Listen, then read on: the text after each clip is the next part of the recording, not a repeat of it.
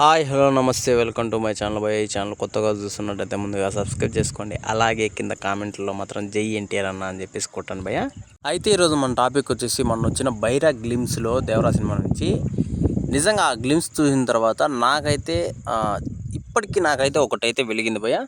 నిజానికి దేవరా సినిమాలో విలన్ అయితే మన సైఫ్ అలీ ఖాన్ కాదని మాత్రం అర్థమైపోతుంది. అంటే నేను అంటుంది మెయిన్ విలన్ మాత్రమే, సైఫ్ అలీ ఖాన్ గారు మాత్రం కాదనే చెప్పగలను. ఎందుకంటే గ్లిమ్స్ చూసిన తర్వాత నాకు ఎందుకు అలా అనిపించింది భయ్య. అంటే నేను ఊరికే అనిపించిందని మీతో షేర్ చేయట్లేదు, కొన్ని థింగ్స్ కూడా చెప్తాను.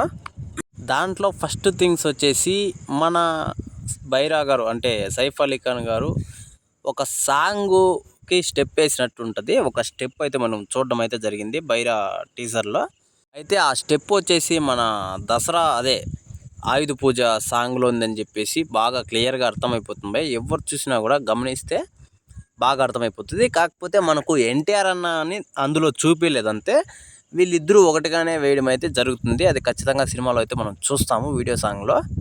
అయితే ఇంకోటి వచ్చేసి మన కుస్తీ పోటీ జరుగుతున్నప్పుడు ఎన్టీఆర్ అన్న కూడా అక్కడే ఉంటాడు భయ్య. చిన్న క్లిప్లో అయితే మనం చూడడం అయితే జరుగుతుంది.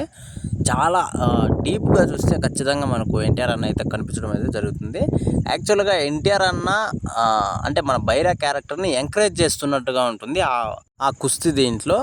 అందుకని చెప్పేసి నేనైతే ఇలా అనుకుంటున్నాను భయ్య. అంతేకాదు చాలామందికి కూడా ఈ టీజర్ చూసిన తర్వాత చాలా డౌట్లు అయితే వచ్చాయి.